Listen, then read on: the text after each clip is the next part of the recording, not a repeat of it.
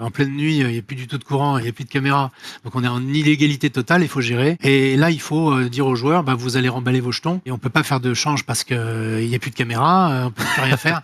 Et je me suis dit, c'est l'occasion d'écrire un roman. Parce que si je le fais pas maintenant, je le ferai jamais. Premier éditeur que je contacte, il me dit oui tout de suite. J'ai monté un restaurant chinois. C'est une très mauvaise idée.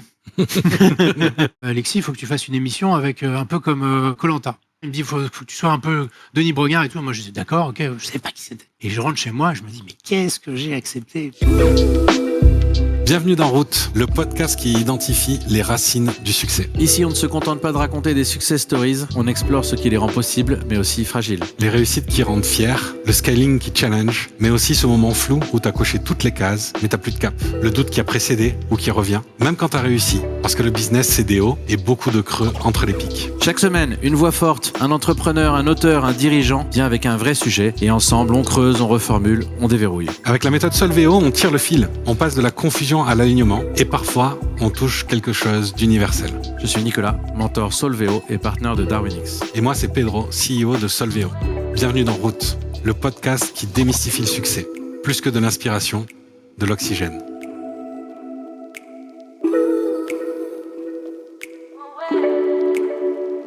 Alexis Lefsker, me voilà bien embêté. Non pas pour prononcer ton nom de famille, mais pour te présenter, car l'intro de cette émission ne peut pas dépasser les 2 minutes. Mais comme je suis un homme de challenge, attachez vos ceintures, défi accepté. Tu as été successivement fondateur d'une agence de marketing dans l'hôtellerie. Mais ça, c'était au millénaire dernier, donc je vais passer. Puis, dans les jeux en ligne. Tu as été ensuite joueur de poker, tu as écrit 4 livres pour le grand public que tu as écoulés à plusieurs dizaines de milliers d'exemplaires. Pendant 7 ans, tu as été le directeur de la communication de PokerStar France, le leader mondial des sites de poker en ligne. Tu as participé à plus de 1500 émissions de télévision. Tu as écrit des articles pour Le Point, Le Parisien, Direct Matin, Entrevue, Choc et Guts. Tu as été animateur sur WeFM, tu as tourné des pubs avec Sébastien Chabal et Gaël Monfils. Tu as organisé des happenings avec Rafael Nadal, Neymar, Ronaldo, Michael Young, Ramsey et Laurent Baffy. Tu as été directeur de 2 clubs de poker à Paris à la suite. Tu as commenté 12 saisons de l'EPT qui ont été diffusées sur des chaînes comme M6 Énergie 12, Eurosport, Ma Chaîne Poker, Lucky Jack. Mais c'est loin derrière tout ça. Ta nouvelle vie, depuis 2020, c'est auteur à succès de polar. Pas moins de 6 romans policiers, dont certains adaptés au cinéma, et 9 prix littéraires remportés. Mon temps imparti est écoulé. Je vais donc passer sous silence les épisodes de ta vie avec Clara Morgan, la médaille d'honneur que tu as reçue pour avoir sauvé une petite fille de la noyade, les parties de poker organisées pour le gang de Touche pas à mon poste et les rencontres avec Caroline Receveur. Malgré ces réussites, Alexis, une question persiste. Comment as-tu géré cette carrière aux multiples facettes sans te perdre en chemin? Comment es-tu resté aligné avec toi-même tout en jonglant entre plusieurs identités pro? Aujourd'hui, nous allons explorer comment exceller dans plusieurs domaines en évitant la dispersion ou pire, la perte de sens. Alors, comment se réinventer tout en restant fidèle à soi-même? Mon cher Alexis, bienvenue dans Route. Merci. Tu as le droit à un joker. Ouais. Si on t'embête, le voici.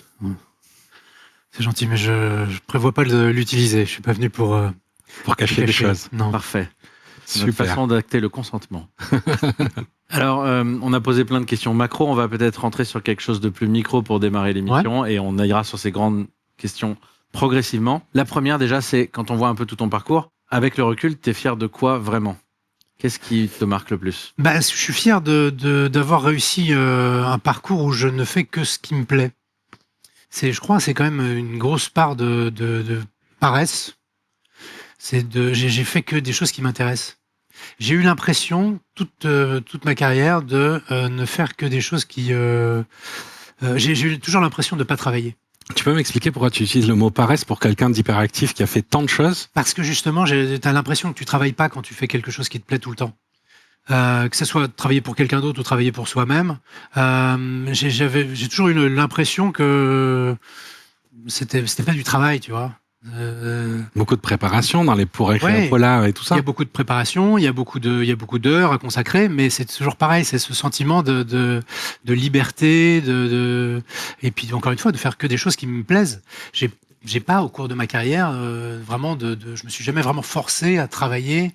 J'ai vraiment l'impression de n'avoir fait que ce qui me plaisait, quoi. À tous les moments, il n'y a pas quelque chose que tu changerais avec le recul? Si, bien sûr, il y a plein de choses que je changerais. j'ai beaucoup d'admiration pour les gens qui disent je ne changerai rien du tout. Moi, j'ai commis des erreurs, j'ai eu confiance dans des gens qui ne méritaient pas ma confiance, etc. Donc oui, il y a plein de choses que je changerais. Une en particulier que tu changerais vraiment Je pense que de confier des responsabilités à des gens qui ne le méritaient pas, je pense que ça m'a handicapé. Délégation hâtive. Comment ? Une délégation un peu trop hâtive. Les gens à qui t'as donné. Oui, peut-être, ouais. Tu vois, voilà, peut-être un peu trop de confiance. Des gens à qui je pensais qu'ils pourraient faire le boulot, etc. Et puis ça s'est pas bien passé. Donc il faut vite réagir. Je pense que j'ai assez vite réagi dans ces cas-là, mais oui, il y a des choses que. Et puis j'ai travaillé pour des gens qui ne méritaient pas, qui me rendaient pas heureux. Tu vois, j'ai des épisodes assez courts parce que généralement je prends des décisions assez rapides, mais il y a des choses qui m'ont pas plu au cours de ma carrière.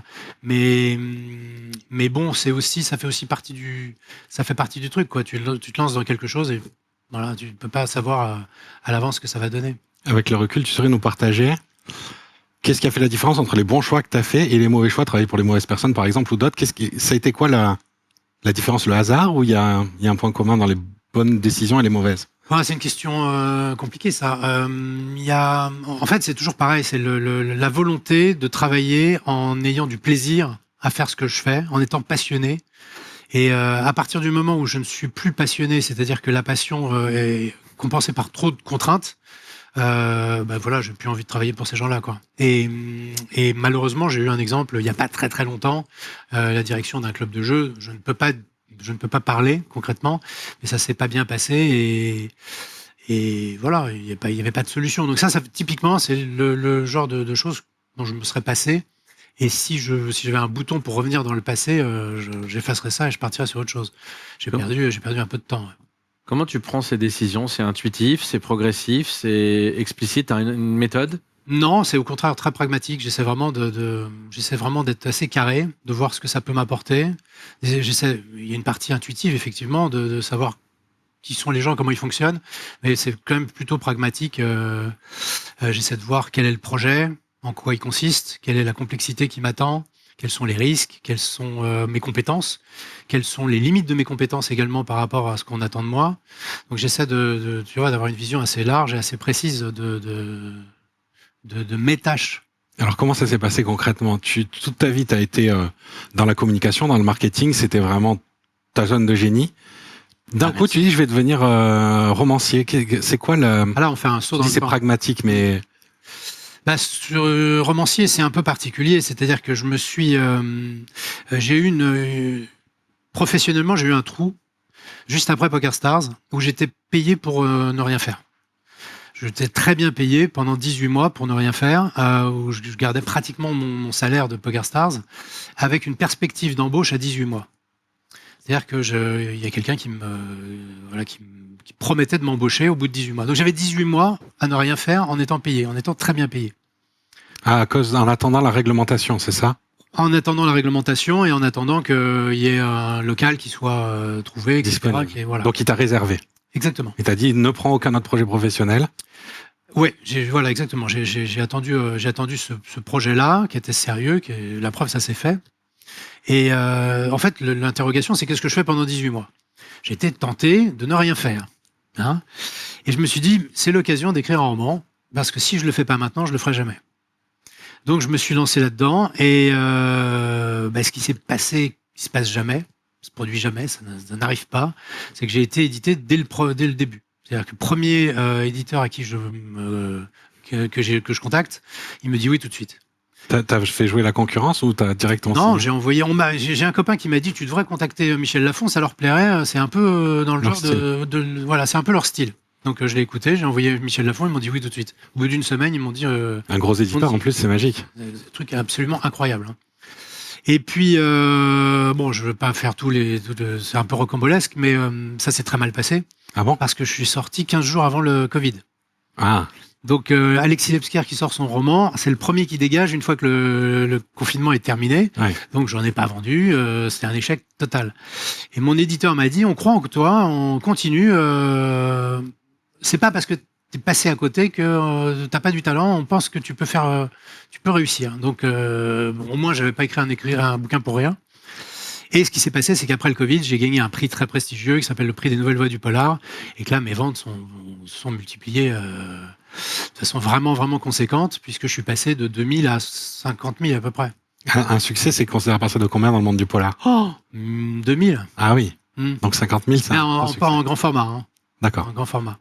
2000, 2005, t'es déjà quelqu'un de, c'est déjà correct. Hein. Il y a à peu près entre 700 et 1000 polars qui sortent chaque année. Donc Ça fait beaucoup, ouais. certains se vendent à quelques dizaines d'exemplaires, ça suffit. Hein. Tu sais combien tu as vendu en tout dans tous tes livres confondus? En tout, non, je dois être à 250 000, je pense. Sans compter les livres de poker? Non, en comptant tout. Ok. Livre de poker, je dois être à 220 000 à peu près. Hors poker. Hors poker. Ouais, hors poker, Ok. 220 000. À peu près. Hein, Et pour réussir ça, tu disais, un de mes axes, c'est est-ce que j'ai les capacités de le faire? Mhm. Et donc, directeur de communication de poker, c'est quelque chose, tu changeais d'industrie, Ouais. parce que l'industrie n'existait pas. Non. Polar, c'est encore un changement d'industrie. Ouais. Donc, Et directeur de casino, c'est encore. directeur de casino, c'est encore un changement d'industrie. Comment, même d'une certaine manière, à PokerStars, tu animes des téléréalités? Ouais. Encore un nouveau Que je métier. savais pas faire. Ouais. Voilà. Donc, où rentrent les compétences là-dedans et comment tu décides de faire des choses pour lesquelles tu n'as pas de compétences au démarrage? Qu'est-ce qui t'a, si tu veux, peut-être en parler soit en général, soit nous en raconter une en détail de comment tu sautes dans la piscine? Ouais, c'est une très bonne question. En fait, j'ai fait toute ma vie des trucs que je savais pas faire. Et je le dois à mon père. Mon père m'a beaucoup apporté et il m'a dit une chose vraiment très importante qui m'a vraiment marqué. Il m'a dit, à partir du moment où tu es quelqu'un d'intelligent, tu dois accepter tout un tas de trucs que tu sais pas faire. Tu dois pousser tes limites et tu dois accepter des choses pour lesquelles t'as pas reçu d'enseignement. Et ça m'a amené à faire des trucs quand même assez étonnants.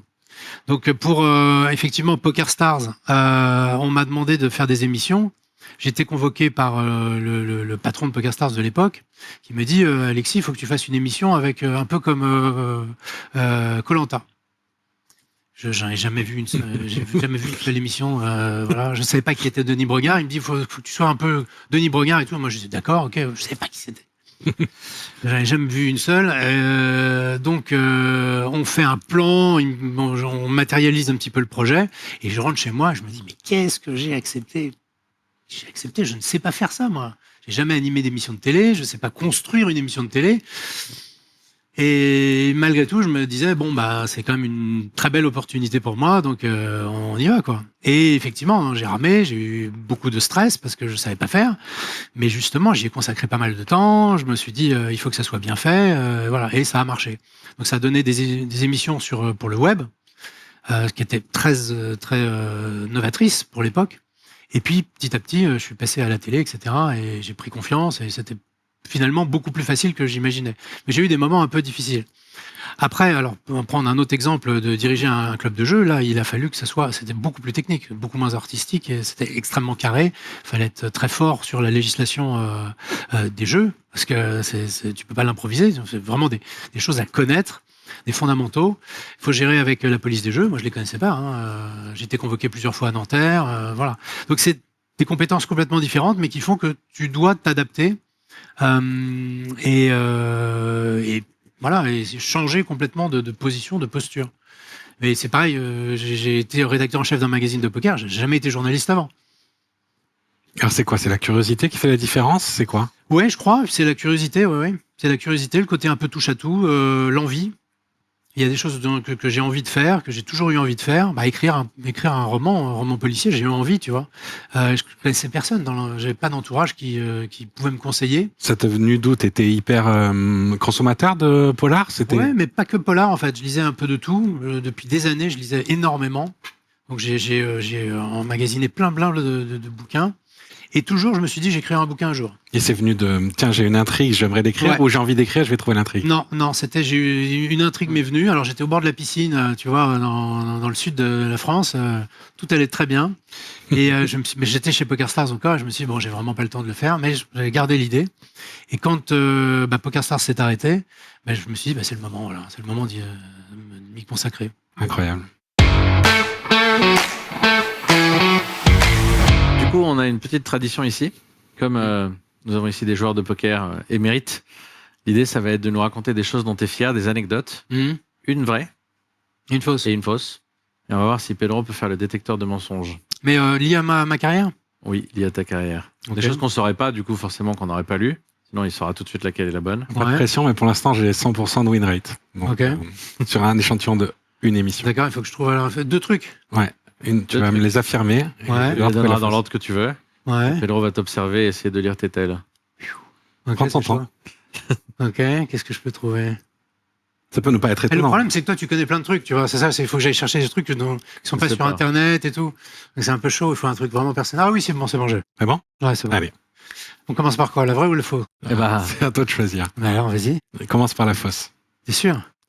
Sûr. Sûr. Je suis sorti avec Miss Italie. J'ai passé les auditions pour être guitariste de Johnny Hallyday. Et tu peux me poser des questions, hein. Je peux répéter si tu veux. Ouais, je veux bien. Je suis sorti avec Miss Italie. J'ai passé les auditions pour être guitariste de Johnny Hallyday. Laquelle est fausse, tu m'as dit tout à l'heure? Hein? Laquelle est fausse, tu m'as dit tout à l'heure? C'est pas facile. Je cherche dans ma mémoire les tels que tu avais tout à l'heure. Maintenant, tu les as plus. Je pense que...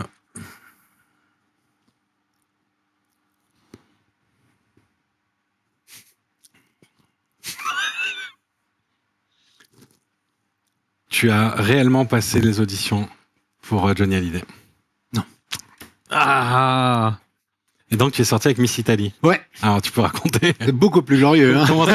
comment c'est arrivé? Je suis sorti. C'était la Miss Italie de l'année d'avant. C'était en 92. C'était à New York. parfait. Avec l'année, en plus, on va pouvoir retrouver. Non, parce que je t'ai dit, je crois que c'était 1 ou 2 ans avant. Je crois que c'était de l'année d'avant. Et alors, si on revient maintenant, à l'instant présent, C'est un peu un petit brag hein, quand même. Hein. c'est un jeu. Ouais. C'est quand même beaucoup Ouais. plus sympa que d'être guitariste de Johnny Hallyday. C'est vrai. Mais tu joues Les de la musique deux- ou pas? Hein? Tu joues de la musique, non? Ouais, mais je joue très très très mal. Ah, d'accord. Ouais, très très mal. Aucun des deux ne serait une sacrée déception. Aucun des deux n'abîmerait ton personnage. Non. Non. Mm. Mais c'est vrai que Miss Italie, moi, j'aimais bien l'idée. Du coup, là, donc, tu as réalisé plein de choses. Tu as eu donc vraiment des moments très définis avec des choses très différentes. Aujourd'hui, c'est quoi? Il y a encore des objectifs, il y a encore des projets. Tu as tout réussi. Comment tu te remotives et pourquoi faire? J'ai tout réussi, c'est gentil, mais non. Ce qui est intéressant, c'est que là, pour un auteur, j'ai réussi à être adapté au cinéma. Et ça, c'est une vraie victoire parce que c'est très très rare. Donc c'est une victoire, on va dire professionnelle, mais c'est aussi une vraie récompense artistique, tu vois. Et ça se travaille, ça, ou ça arrive par hasard? Ça arrive c'est une campagne politique? Ouais. Du lobbying? Ça fait partie des choses où il faut pousser un peu la chance, mais il faut en avoir. Donc il y a énormément de chance parce qu'il y a beaucoup d'auteurs et qu'il y a peu d'élus, mais ça fait partie des choses où il faut pousser un peu le destin. Donc là, pour l'instant, ce que j'entends, c'est travail et réseau. C'est ça un peu les deux. Travail, réseau, persévérance, beaucoup, ouais, bien sûr. Il y a une recette, Alexis Lepska? Non, il n'y a pas de recette. Je pense qu'il faut se poser beaucoup de questions. Il faut comprendre que dans ces trucs-là, que ce soit écrire un bouquin ou être adapté, il y a très très peu d'élus. Donc il faut se dire que ça va pas marcher, mais il faut tout faire pour que ça marche. J'ai toujours fait ça. Quand j'ai écrit mon roman, Tu pars perdant. C'est ça que tu veux dire dans ta tête? je pars perdant parce que je suis lucide. Et il faut être vraiment très très lucide. C'est toujours pareil, les gens qui disent il faut aller jusqu'au bout de ses rêves, etc. Mais c'est facile. Mais ils citent en exemple ceux qui ont marché, mais il y en a beaucoup qui marchent pas. Donc il faut être très conscient que quand on veut grimper haut, et je le dis sans prétention, hein, mais quand on veut grimper haut, il y a beaucoup d'échecs. C'est le pied du survivant. Sinon tout le monde y serait, quoi. Donc il faut être très très lucide sur la difficulté que ça va représenter et s'y préparer. Néanmoins, la seule solution pour grimper haut, c'est de se donner vraiment beaucoup de mal, peut-être plus de mal que les autres, et en tout cas de n'avoir aucun regret. Donc de ne pas passer à côté de certaines choses. Moi, quand j'ai écrit mon premier roman, j'avais aucune relation, hein, vraiment, sincèrement. Et je me suis dit, il faut que je n'ai que du plaisir. Parce que ça va être tellement dur d'être édité que si j'ai travaillé, si j'ai peiné, si ça a été compliqué, je vais ajouter de la frustration au travail que j'ai fourni. Alors que si c'est que du plaisir, et ça a été le cas, que du plaisir, on n'en veut pas, c'est pas grave, je me suis fait plaisir. C'est une expérience qui n'a pas abouti à quelque chose de concret, mais qui m'a procuré du plaisir. Tout va bien. Et c'est comme ça que j'ai travaillé les choses, quoi. Mais ça n'empêche pas que j'ai fourni un manuscrit qui est mise en page de façon professionnelle. J'ai préparé une couve, j'ai Il n'y avait pas de faute d'orthographe, tout était parfait, quoi. C'était tout à fait éditable, presque en l'état. Donc, je me suis donné toutes les chances. Et bien joué ta main, mais tu étais détaché du résultat. Un peu. Si je comprends. Un peu avec une belle, un beau flop, quoi. Oui, après, sur un beau flop. voilà, le flop est bien tombé. Ouais. Et comment ça se passe quand tu écris ton premier roman et que tu connais personne? T'appelles, tu dis allô Michel, tu médites et c'est tout? On m'avait donné les coordonnées d'une nana qui, pendant 3 mois et demi, me répondait pas au téléphone parce qu'elle n'avait rien à foutre de moi, tu vois, évidemment, j'étais absolument personne. Mais j'ai persévéré. Toutes les semaines, je l'appelais. Donc, je changeais le jour. Et au bout d'un moment, elle me prend au téléphone, elle me dit oui. Arrêtez de m'appeler monsieur, s'il vous plaît. Et je lui dis oui, je suis Alexis Obscur et tout. Elle me dit oui, je sais qui vous êtes. Mais vraiment, excédé, tu vois. Donc moi, j'ai toujours le même enthousiasme. Ouais, j'aimerais bien vous présenter mon manuscrit et tout. Alors, ok. Alors, rendez-vous, je sais pas quoi, jeudi. Donc on se voit. Finalement, en me voyant, ça se passe bien. La nana est plutôt sympa. Je lui explique un petit peu ma façon d'écrire, ma façon de voir le polar. Et puis je lui remets mon manuscrit. Et au bout d'une semaine, elle m'envoie un SMS, elle me dit on signe, je suis conquise. Bravo. Voilà, donc c'était plutôt concluant, tu vois. Est-ce qu'il y a un moment donné dans ta carrière où tu t'es dit je capitalise pas assez à chaque fois que je change d'industrie? J'ai eu du succès avant.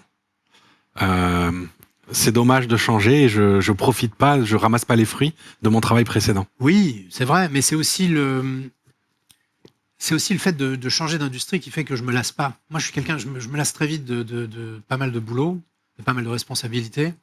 J'aurais pas été directeur de casino pendant 15 ans, tu vois. C'est un beau boulot, c'est bien rémunéré, il y a beaucoup de changements aussi, il y a beaucoup de diversité. Néanmoins, c'est quand même un peu toujours répétitif, tu vois. Écrire des bouquins, je me vois pas en écrire 25. Hein. Donc déjà là, je suis en train de travailler sur autre chose, un bouquin sur les mensonges, tu vois. Donc je suis ça reste un bouquin. Ça reste un bouquin, bien sûr, mais c'est une écriture complètement différente, tu vois. Ouais, c'est pas un polar. Donc et puis la vie est courte, hein, donc il faut faire pas mal de choses, quoi. Donc en gros, la nouveauté comme source de motivation, c'est ça que tu dis? Ouais. Puis la curiosité aussi, la curiosité, parce que c'est lié au fait que je fais des choses que je sais pas faire. Un bouquin sur les mensonges, j'ai jamais fait ça de ma vie. Mais je me suis renseigné, j'ai travaillé dessus. J'ai l'impression que j'ai rien foutu parce que c'est que du plaisir. Encore une fois, on retrouve toujours ce tronc commun. Mais malgré tout, j'ai passé un temps fou à lire des études américaines complètement cachées dans des études psychologiques, etc. à Harvard, MIT, voilà.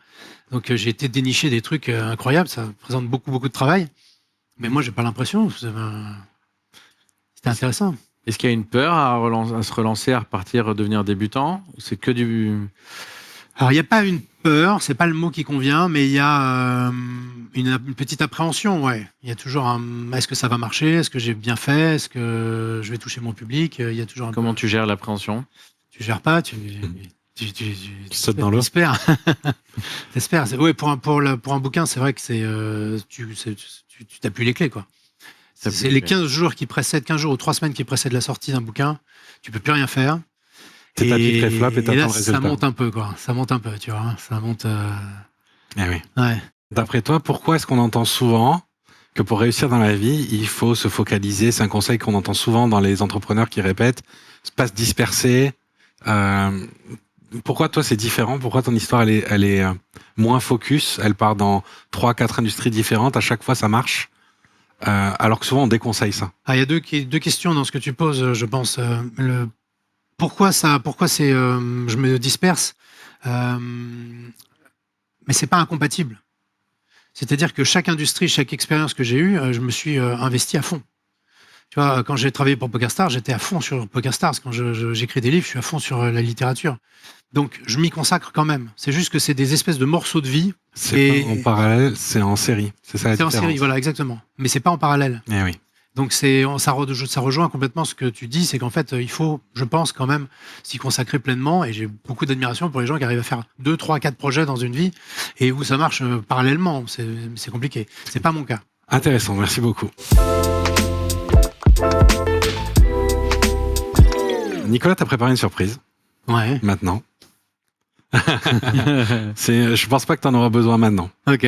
Peut-être plus tard, je dis pas, mais là, ça y est, pourrait bien se passer. Okay, ouais. Il t'a préparé un petit tour de magie. Ok. Pour te préparer aux prochaines questions qui vont arriver. Ok. Tiens, choisis une carte, celle que tu veux. Voilà. Allez, celle-ci. Tu me la montres pas, tu peux la montrer à la caméra, je vais me tourner. Elle est où la caméra? Ah oui, il faut que je me mette en large en plus. Fondu. Voilà. C'est bon? Ok, ouais. Ok, tu me dis stop quand tu veux la remettre. Ouais, stop. Stop ici. Voilà, tu peux la reposer. Donc la caméra l'a vu, mais pas moi, on est d'accord. Pedro non plus l'a pas vu. Moi, j'ai vu des couleurs, mais j'ai pas une assez bonne vue pour. Je sais la couleur, voilà. D'accord. Donc là, par expérience, je sais à peu près où elle est, par l'expérience du mélange, par l'habitude, même sans regarder. Je vais dire qu'elle est à peu près par là. À peu près, c'est pas exact, donc je vais prendre 3 cartes et on va espérer qu'elle soit parmi ces 3. Si elle est parmi ces 3, c'est pas mal. Vu les conditions avec le podcast, je vais peut-être en prendre 4. Je vais les regarder une par une. Là aussi, tu vas faire poker face, ta plus belle poker face, même si je l'ai étudié tout à l'heure. Je vais les regarder une par une, tu dis rien. Donc ta carte, c'est peut-être le 2 de carreau. C'est peut-être la dame de carreau. C'est peut-être le 3 de carreau. Et c'est peut-être le 7 de carreau. On n'a que des carreaux pour l'instant. Est-ce que tu as vu ta carte déjà? Parce que sinon, on peut s'arrêter. Ouais. Ok, ça c'est bon. On est en business. Donc maintenant, il faut que je devine juste si c'est la première, la deuxième, la troisième ou la quatrième. Je vais les regarder une par une. Je vais essayer de deviner. 2 de carreau. Tu dis rien. Ok, ça m'a pas l'air d'être ça. Le 7 de carreau. Non, ça m'a pas l'air d'être ça. Le 3 de carreau. Ça m'a l'air un peu mieux. Est-ce que tu vois ta carte ici? Non. Non. Donc elle est là. On va faire un peu mieux. Elle est plus là. Exact. En fait, elle n'est pas partie, elle est juste invisible, comme tout le monde la regarde. Elle est juste invisible. Est-ce que tu peux la prendre et la jeter dans le jeu? Voilà, donc tu l'as prise comme ça, tu as retourné la main, donc elle a dû se retourner. Je vais la re-rendre visible comme ça. Si ça a marché, normalement, dans le jeu. Oh, pas mal. Ah, bravo. Pas mal, bravo. Très joli. Merci. Je suis passionné de magie, moi. Je ne pratique pas, parce que j'ai beaucoup de respect, puis j'ai énormément Ok. de retard sur... mais ça m'intéresse énormément. Je suis très enfant là-dessus. Version curieux, je veux savoir, ou version enfant, je me fais Je veux savoir, Ah. je veux savoir. Je veux savoir, ouais. Ah.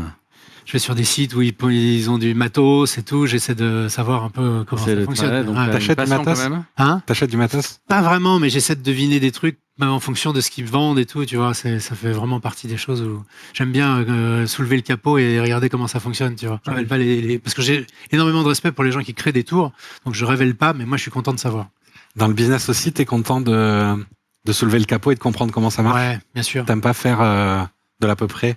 Non, mais ça, c'est pas incompatible. Au début, tu fais de l'à peu près, tu vois. Mais j'aime bien savoir comment ça marche, ouais, évidemment. C'est pour ça que je me suis consacré au marketing, écrit des bouquins et tout. Tu soulèves le capot. Ouais, je soulève un le capot. mécanisme. Ouais, exactement. Le poker aussi, essayer de comprendre comment ça fonctionnait à mon petit niveau, tu vois, mais pas rester à appliquer bêtement ce que j'ai vu à droite à gauche. Essayer de me projeter vraiment dans le fonctionnement du truc, quoi. C'est quoi le but d'ouvrir le capot et de voir qu'est-ce que ça t'apporte émotionnellement? Émotionnellement, bah, c'est juste un intérêt. C'est l'intérêt c'est ma curiosité.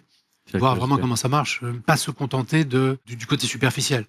C'est de voir vraiment comment ça fonctionne. Tu vois. Et c'est quoi le capot que tu as ouvert qui t'a le plus surpris quand tu as regardé ce qu'il y avait en dessous? C'était pas du tout ce que tu imaginais? Ah, qui n'était pas du tout ce que j'imaginais. Non, je pense que je m'imaginais quand même pas mal de trucs, mais le marketing quand même. Ouais, qu'est-ce qui était différent ou qu'est-ce qui était étonnant? Bah, c'est le côté très rationnel, très pragmatique du marketing. C'est que tu es au service d'un produit ou d'une marque, etc. Et tu dois mettre en place une stratégie et que c'est extrêmement carré. Tu dois avoir ton but en tête. Tu dois définir quel est ton but.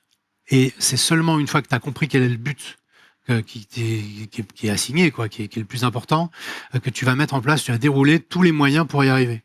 Mais il y a beaucoup de gens qui lancent des idées au marketing et qui savent même pas vraiment où ça va mener. Moi, ce qui m'intéresse, c'est justement, et c'est ça que je crois avoir compris dans le marketing, c'est de dire, qu'est-ce qui nous manque? Qu'est-ce qui nous manque? Qu'est-ce qui marche? Qu'est-ce qu'on doit mettre en place, etc. Et remonter presque tu vois, remonter à l'envers, quoi. Et tunnel, c'est ça, comment on va aller de A à B, et pas forcément de l'art, de la créativité, c'est ça, c'est que de l'art et de la créativité.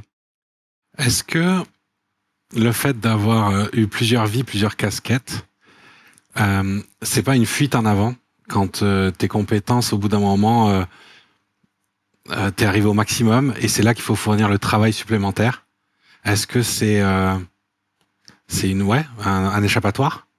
Ou pas du C'est-à-dire, tout? Le fait de changer d'industrie et de recommencer à zéro, est-ce que c'est parce que tu as atteint une limite? c'est parce que je me lasse. C'est vraiment que de la Ouais. lassitude. On m'a proposé de rester chez PokerStars, tu Ouais. vois, mais j'avais fait 7 ans. La question, c'est qu'est-ce que je vais faire sur les 2 ans de plus, 2, 3, 4, 5 ans de plus. Qu'est-ce que je vais faire? Tu n'aurais pas eu l'impression d'apporter? Et j'ai pas l'impression que le peu que je peux apporter compense sur la durée que je vais y consacrer, tu vois. Donc voilà. Directeur de casino, c'est pareil. J'ai fait 3 ans. Est-ce qu'en plus, si j'avais fait 7 ans de plus, 5 ans de plus, est-ce que je me serais plus épanoui? Je pense que j'ai fait le tour aussi. Donc c'est la recherche de l'épanouissement personnel. Ouais, complètement. Ok. Et de la difficulté, j'ai l'impression. Mais de Les la choses difficulté. deviennent Ouais, trop- c'est ça. C'est exactement ça. Il y a un goût pour la difficulté. C'est-à-dire que l'épanouissement personnel pourrait passer par des choses beaucoup plus paisibles. Mais le pourrait-il vraiment, finalement? Voilà, exactement. Je sais pas exactement si je pourrais passer par là, mais il y a une curiosité, une envie, un goût pour la difficulté. Il n'y a pas un jour où être directeur de casino, j'ai pas eu une emmerde. Parce qu'en fait, c'est 150 personnes, hein, le Club Circus, et potentiellement 150 emmerdes, plus les emmerdes extérieures liées à la législation, à la clientèle, etc. Aux trucs complètement imprévisibles, coupure de courant dans un établissement de jeu, tu vois. Il y a des moments un peu difficiles, mais chaque jour, je me dis, waouh, il faut que je trouve quoi. Et je peux vous donner des anecdotes assez marrantes, mais il y a eu la coupure de courant où en pleine nuit, il n'y a plus du tout de courant, il n'y a plus de caméra, donc on est en illégalité totale, il faut gérer. Avec des jetons sur la table, Mais des gens qui jouent? voilà, Des partout, sommes folles. toutes les tables étaient pleines et tout, tu vois. Et là, il faut dire aux joueurs, bah, vous allez remballer vos jetons, et on peut pas faire de change parce que il y a plus de caméra, on peut plus rien faire. On compte sur vous, sur votre confiance. Voilà. Donc ça a été extrêmement Ça s'est dur. bien passé? Et j'ai passé ma nuit là-bas. Une fois que tout le monde était parti, j'ai fait mon rapport à la police des jeux pour qu'ils l'aient le lendemain matin, et ils m'ont félicité sur la façon dont j'ai géré la crise, tu vois. Voilà. Mais t'es Et pas j'ai formé à des ça, gens t'es pas qui avaient préparé à ça. 35 ans d'expérience dans le jeu m'ont dit, ça nous est jamais arrivé un truc comme ça. Ouais. Donc moi, j'étais là depuis moins d'un an, tu vois. Et là, il faut prendre des décisions tout de suite, tu vois. Tu peux pas dire, attendez, laissez-moi réfléchir. Non, déjà, vis-à-vis du personnel, il faut que tu montres que c'est toi qui décides. Vis-à-vis des joueurs, il faut montrer qu'il y a une autorité, que tout est en place. Et c'est pas toujours évident parce que t'es pas sûr de prendre les bonnes décisions tout de suite. Donc ça a été compliqué. Est-ce que tu dirais que tu es un peu adrénaline junkie et qu'il te faut toujours ta dose parce que Un ça peu, va ouais. être une vie un peu rocambolesque et une suite de grandes histoires où chacune pourrait être un chapitre de livre palpitant en fait. Je sais pas si ça ferait des livres palpitants, mais en tout cas, ça fait une vie assez rocambolesque, ouais. Donc tu as besoin de ça. Là, tu aurais du coup tes prochains projets ont pour but de pas t'autoriser à ralentir? Ou tes prochains À projets ralentir, vont c'est être un équilibre? Ralentir, c'est pas trop C'est dans la mon même vocabulaire. Ouais, c'est Et puis, l'idée. tu vois, moi, c'est toujours pareil. Maintenant, j'écris des bouquins. J'ai envie de progresser. Ça se vend bien, mais j'ai envie que ça se vende mieux. Il y a un côté orgueil, tu vois. Et puis, au-delà de l'argent, même si ça compte, hein, je refuse jamais le chèque de mon éditeur, mais au-delà de l'argent, tu racontes une histoire, tu as envie qu'elle touche le plus de monde possible. Bien sûr. Donc, il y a encore du chemin. Quelle est la prochaine histoire d'Alexis Lefsker? C'est une histoire horrible. Un père qui retrouve plus sa fille. L'angoisse. En pleine campagne, il tombe en panne et quand il revient avec la dépanneuse, il n'y a plus personne. Hmm. Ça sort en mars. Trigger warning un peu là. Hein. Ouais, Ça sort en mars. ça sort en mars. Ok. Combien de temps généralement ça prend entre le moment où tu as fini d'écrire et le moment où on peut l'acheter? Un bouquin sort tous les ans. Moi, j'écris en moyenne, j'écris un bouquin en 1 mois et demi. Et j'ai des facilités pour ça. J'écris, c'est très rapide. Comment tu l'expliques? T'as une méthode? Tout est pensé dans ta tête avant et Oui. ensuite tu Pas lis avec pas les tout, scènes? parce que tu peux du pas- storyboard? Tu peux pas tout créer d'un coup. Tu peux pas avoir tout en tête complètement. Donc de temps en temps, tu te laisses un peu surprendre par ton imagination. Mais il faut effectivement, enfin en ce qui me concerne, il faut que j'ai vraiment, je sache où je vais. Ouais. Il y a des auteurs qui se lancent dans l'écriture, ils n'ont pas d'histoire. Hein. Ils partent comme ça. Moi, je sais pas comment ils font. Moi, j'ai ma fin, mais j'écris très vite parce que je pense que l'énergie que je mets est communicative. Et si je prenais 6 mois, 8 mois, 1 an à écrire un bouquin, je pense que je perdrais un peu cet élan, cette fougue à écrire. Alors, dans le marketing comme dans les livres, tu pars de la fin pour aller chercher ton résultat. Ouais, c'est vrai. Est-ce que c'est comme ça que tu fonctionnes dans le business? On sait qu'il y a des gens qui sont très opportunistes et qui, en fonction des contacts, se laissent séduire par « Ah bah tiens, lui, il me parle de poker, pourquoi pas ?» Mhm. Ou est-ce que tu es plutôt du genre à te faire des vision boards, t'arrêter dans un chalet, réfléchir à ce que tu veux être dans 5 ans? Quelle est ta part de planification stratégique et d'opportunisme intelligent? Ben, je pense qu'il y a quand même beaucoup plus d'opportunisme intelligent que de calcul. Calculer qu'on va faire des bouquins et anticiper la réussite, c'est quand même vraiment très très audacieux. C'était pas du tout mon cas. Moi, j'étais parti pour calculer plutôt une autre carrière, plus dans le jeu peut-être. Et donc l'opportunisme, bah, voilà, ça a été ça. C'était justement de changer au bon moment. Non plus parce que ça me plaisait, même si ça me plaisait plus, mais parce que j'avais envie de travailler pour moi. J'avais envie que ce soit le fruit de mon travail qui me rapporte, et non plus pour travailler pour quelqu'un d'autre. Pourquoi c'est important ça? Bah, c'est important parce que tu récupères un niveau de liberté, même si j'avais que un supérieur, bah, c'est quand même quelqu'un qui te dit ce qu'il faut faire, et t'es pas toujours d'accord avec cette personne, t'as pas forcément la liberté, etc. Ça, c'est toutes les personnes qui ont un chef ou un patron. Ce qui est plus le cas, j'en ai plus. Et puis j'ai envie de capitaliser. Toutes mes décisions me rapportent à moi. Si j'ai une bonne idée, bah, ça me rapporte plus d'argent. Si j'ai une bonne idée au service de quelqu'un d'autre, pas forcément. Est-ce que parmi toutes les carrières que tu as eues, il y en a une dont tu es le plus fier ou tu voudrais plus mettre en avant dans ta biographie que tu écriras un jour? Non, je crois que j'écrirai pas ma biographie, hein, mais plus fier, non. Je vais te donner la réponse d'un joueur de poker. Je pense que c'est la régularité. Tu vois, c'est le fait d'avoir réussi quand même à pas mal de choses sans avoir explosé. Je suis pas milliardaire, hein, loin de là. Mais à chaque fois que j'ai réussi, j'ai tenté des trucs, j'ai réussi. J'ai quelques échecs, mais c'est des échecs assez rapides où je me suis rendu compte assez vite que c'était pas bon, donc je me suis pas entraîné, je suis pas parti là-dedans. Et ce qui a marché, j'ai essayé de faire en sorte que ça marche de plus en plus, voilà. Et voilà, c'est ça, c'est une régularité qui me rend fier. Donc se tromper vite, c'est important. C'est ça la clé d'arriver au succès. Se tromper vite, hein, enfin, en tout cas, se rendre compte qu'on se trompe. Quand on se trompe, se rendre compte le plus vite possible, oui, c'est pas mal. T'as des exemples? Ouais, est-ce que derrière tous ces succès qu'on voit, est-ce qu'il y a aussi plein d'échecs et de projets avortés qui sont pas forcément vécus comme des échecs? Si. Est-ce que c'est la surface de l'iceberg qu'on voit? Ouais, bien sûr. J'ai monté un restaurant chinois. C'est une très mauvaise idée. C'était une très mauvaise idée. Je ne sais pas ce qui m'a pris exactement. C'est pas que c'était un échec financier, c'est que c'est de la restauration. J'étais pas restaurateur et je parlais pas chinois, donc c'est quand même beaucoup de handicap. Cumul d'emmerdes. Et ça a été un enfer. Ça a été un enfer à gérer. Ça a été pourtant je pense être plutôt assez facile comme manager, tu vois. Mais là, ça a été humainement très très compliqué, professionnellement pas facile. Donc j'ai pas gagné d'argent, j'en ai pas perdu parce que j'ai réussi à revendre ma licence et tout. Donc voilà, mais ça, c'est typiquement le genre de truc que j'aurais pas. Si je pouvais, je l'aurais pas fait, quoi. Ça t'a pas appris des choses quand même? Ça m'a appris des choses parce que ça m'a appris que tu peux quand même difficilement te lancer dans un truc que tu connais pas du tout, sous prétexte que tu as une bonne idée. Voilà, c'est un peu léger. Ça m'a appris aussi que j'ai peut-être un peu surestimé ma capacité à le faire et que j'ai pas voulu m'y consacrer non plus énormément parce que ça me plaisait pas trop et je pensais que ça tournerait tout seul. Ça tourne pas tout seul. Donc et ça en un an, je me suis rendu compte que ça me plaisait plus. Donc j'ai arrêté au bout d'un an, ce qui est peu pour un restaurant, tu vois. Je l'ai converti en magasin de jeux. Donc du jour au lendemain, hein, j'ai décidé que c'était fini. J'ai mis licencier tout le monde, bon, et 4 personnes. Et j'ai monté une boîte de jeux. La boîte de jeux, ça a très bien marché pendant un an, et puis après, ça a décliné parce qu'il y avait tous les magasins sur Internet qui vendaient des cartes Magic et des trucs comme ça.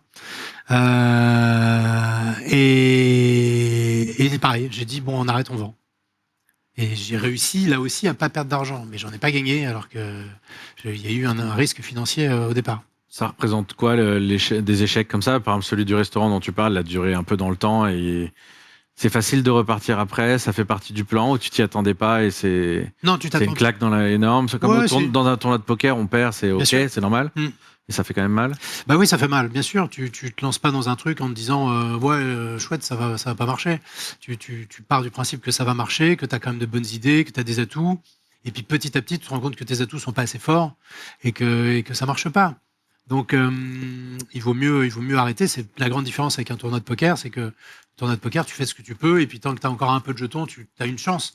Là, tu sais, c'est mort, quoi. Et là, c'est à toi de décider d'arrêter. À quel moment tu décides de lâcher? Tu commences à lâcher quand tu Comment as tu plus sais trop d'espoir que ça va marcher et quand tu n'as plus de plaisir. Quand tu sais que t'as plus d'énergie et que même si tu arrives à retourner la situation et que ça te rapporte de l'argent, il faut vraiment que ça t'en rapporte beaucoup pour que tu changes d'avis et que tu dises j'ai bien fait d'insister. Et ça, c'est quand même une situation qui se produit pas souvent. Si ton idée est pas bonne et que ta façon de gérer, ta façon de prendre des décisions est pas bonne, il faut se remettre en question et se dire je suis pas bon pour ça, il faut laisser tomber. Tu dis que tu as appris de cet échec qu'il faut pas se lancer quand on connaît rien, mais tu l'as quand même fait dans le polar. Donc t'as pas tant écouté que ça ton propre conseil.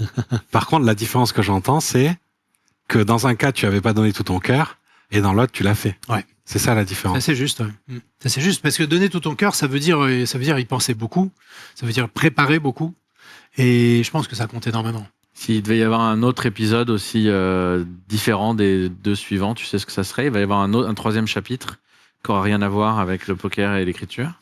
Non, c'est pas prévu pour l'instant, mais Tu te connais. vous pouvez me faire confiance. Aussitôt que ça deviendra trop facile. A priori, il y aura peut-être un truc qui viendra, ouais. Mais déjà, là, je suis parti sur des scénarios. Ouais. Des scénarios de films, c'est encore différent.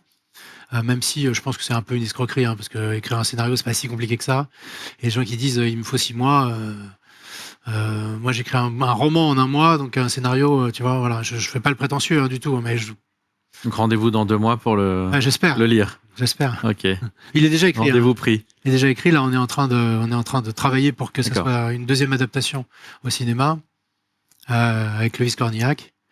Donc, on verra si ça va jusqu'au bout, mais en tout cas, voilà, ça fait encore partie des trucs auxquels j'ai touché alors que j'ai pas de formation là-dessus. La partie aussi livre non roman dont tu parlais. Ouais. Un livre sur les mensonges. Est-ce que tu peux nous en parler? Ouais, bien sûr. Bah, c'est un livre où il n'y a pas de bullshit. C'est-à-dire qu'on ne dit pas il s'est gratté l'oreille, donc il nous ment.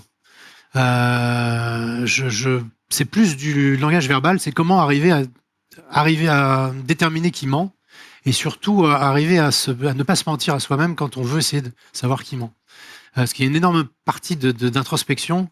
Et comme je dis dans le bouquin, en fait, la plus grande force du menteur, c'est pas d'être capable de mentir, c'est de reposer sur le fait qu'en face, on n'a pas forcément envie de détecter le mensonge, on n'a pas envie d'aller jusqu'au bout, et il y a une espèce d'indulgence, de tolérance, etc. Là, la question, c'est vraiment, vous voulez aller jusqu'au bout?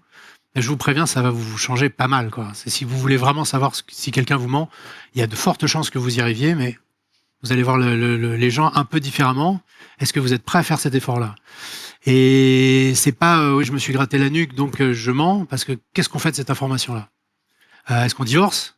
Est-ce qu'on licencie la personne parce qu'elle s'est gratté la nuque? Non. Bon, donc c'est poubelle, ça ne sert à rien. Par contre, si on a des discussions et qu'on commence à travailler certaines choses et qu'il y a des incohérences, etc., une seule incohérence dans un récit, c'est tout le récit qui tombe à l'eau. Donc, essayons de chercher les incohérences. Et là, il y a des moyens, il y a des trucs. Ce sont les techniques utilisées par la police et par... Ouais, alors j'ai interrogé pas mal de flics. Je suis un petit peu déçu, pour être honnête. Ouais.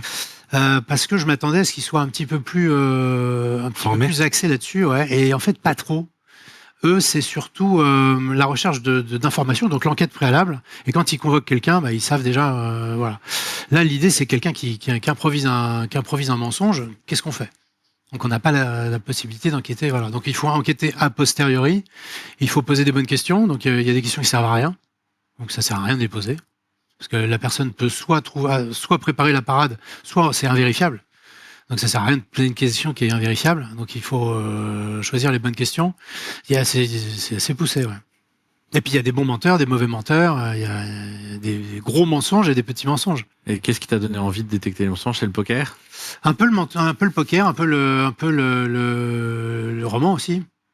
Et puis je sais pas. J'avais l'impression qu'il y avait il y a pas grand chose là-dessus.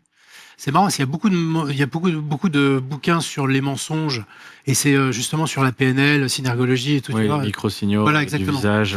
Et on- il y a beaucoup de trucs très contradictoires, et tu sais pas trop si ça marche ou si ça marche pas, et j'ai l'impression que personne ne sait trop s'en servir.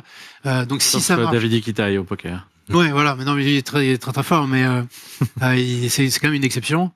Et donc, je voulais des choses beaucoup plus pragmatiques. Tu vois, encore une fois, pas que du langage non verbal, mais au contraire du langage verbal. Quand on ment, il faut raconter, il faut choisir ses mots, etc. Il faut choisir le moyen de communication. Le menteur va plus se tourner vers le SMS ou le mail que allô, j'ai un problème, voilà. Donc, essayer de trouver un petit peu tout un tas de choses qui font que, tout un tas d'indices qui font que, bon, ça commence à puer un peu. Et puis j'utilise un truc qui est très proche, très propre au joueur de poker, c'est les probabilités. Ça permet d'être extrêmement pragmatique. C'est-à-dire que quelqu'un raconte une histoire rocambolesque, on se dit, j'y crois pas, c'est très compliqué. Mais si on fait pas à pas les probabilités pour que ce qu'il me raconte soit juste, en fait, on se rend compte que parfois, la probabilité pour que ça soit juste, elle est de 4%. Vous donner un exemple pour que ça concrétise ça. Un exemple que je donne dans le bouquin, c'est quelqu'un qui dit je suis désolé, j'ai pas pu arriver au boulot aujourd'hui parce que ma voiture démarrait pas. Donc j'ai pris le train et là ma carte bleue ne fonctionne pas au guichet de la SNCF. Donc j'ai ni voiture ni RER, j'ai pas pu venir bosser. La probabilité qu'une voiture tombe en panne, c'est pas tous les jours. Moi, ça m'est jamais arrivé. En l'occurrence, j'ai jamais une voiture qui a jamais démarré. Donc la probabilité sur une année que ça tombe, voilà, et multiplié par la probabilité que la carte bleue marche pas au guichet de la SNCF, ça commence à faire beaucoup. Donc je dis pas que l'histoire est fausse. Je dis que moi, ma posture, c'est de croire qu'elle est fausse. Donc c'est à l'autre de me prouver que j'ai tort. Contrairement à un récit tout à fait possible, où ça sera à moi de dire, je pense qu'il a tort, je sais pas pourquoi. Parce que j'ai un mauvais pressentiment. Mais c'est l'inversement de la charge de la preuve. À partir du moment où ça me convient, ça me convainc pas, donc ça sera à l'autre de me prouver qu'il a raison. On va demander à ChatGPT de nous faire des mensonges statistiquement probables. Alors. Ouais. C'est quoi la probabilité? Alors là, je fais ça, c'est scandaleux. C'est-à-dire la tolérance qu'on a sur les gens qui disent j'ai jamais reçu ton SMS. Ouais. Le degré de tolérance, ça c'est entre 1 et 5%. Hein. Un SMS qui arrive pas, entre 1 et 5%. C'est-à-dire que quelqu'un va vous mentir entre 95 et 99% du temps. On n'a pas on réalise pas ça. Ah bon, t'as pas reçu mon SMS?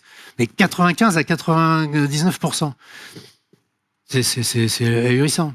On en voit plus que ça, non, Ouais, et puis les gens ils disent je captais pas et tout, j'ai pas fait attention, j'ai pas reçu mes messages. C'est concrètement notre génération regarde son téléphone toutes les 10 minutes, une fois toutes les 10 minutes.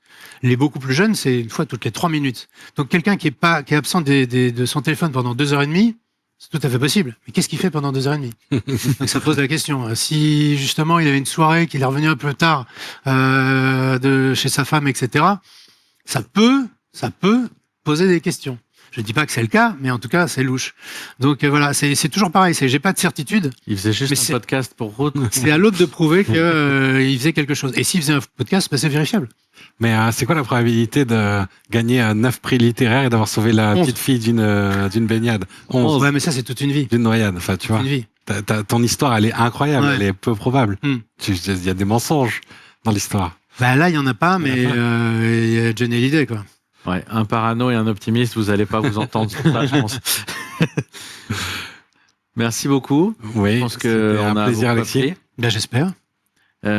Et donc, pour ceux qui nous écoutent, je pense que c'était un super parcours et de se dire que il y a un mélange de préparation, il y a un mélange de croire dans le destin, même si on a l'impression que tout est planifié à la fin, on a l'impression que tu as quand même sauté sur des opportunités sans forcément décider où tu allais avant. Puis il y a une part de chance, même s'il faut la provoquer un peu, il y a une part de chance. Oui, c'est l'opportunité. L'opportunisme, pour moi, l'opportunisme, c'est c'est une vraie qualité. Ouais. Et ce que je remarque aussi, et ce qui est pas mal dans l'entrepreneuriat, on parle beaucoup de santé mentale aussi. J'ai l'impression que tu as une énorme intensité dans l'envie de faire des choses fortes, et de la préparation et le travail, et à la fois du détachement sur le résultat, en sachant que tu contrôles pas tout et que c'est pas déterministe. Donc les succès ou les échecs vont pas non plus t'anéantir. Non, m'anéantir non, mais j'ai quand même longtemps été très, très anxieux. Et c'est marrant parce que ça fait quelques années que j'ai confiance en moi. Et que Ça j'ai ressort pris une aujourd'hui. espèce de sérénité, tu vois, et de détachement. C'est ce que j'ai ressorti du Ouais. podcast. Ouais. Qu'est-ce qui a fait la différence? C'était quoi le tournant? Et ben le tournant, c'est que je me suis dit, mais j'ai pris du recul sur ma vie. Et je me suis dit, j'ai quand même pas raté beaucoup de choses. Donc c'est peut-être le moment, la cinquantaine passée, de me se faire dire, confiance. je peux croire en moi. Je peux croire en moi, ça marche. Le téléphone sonne pour me proposer des trucs. J'ai des idées et j'ai plutôt tendance à refuser ce qu'on me propose quand le téléphone sonne. Il faut peut-être que j'y croie un peu, quoi. Il faut peut-être que j'arrête de m'angoisser pour des trucs. Voilà, ça fonctionne. Donc c'est c'est une vraie vision différente et un vrai relâchement dans la vie, ça. Ça a changé la vie. Ça m'a changé la vie. Ouais. Eh ben, c'était Route, c'était votre épisode. Merci à tous et du détachement, de la chance et de la sérénité. Merci Alexis. Merci à vous.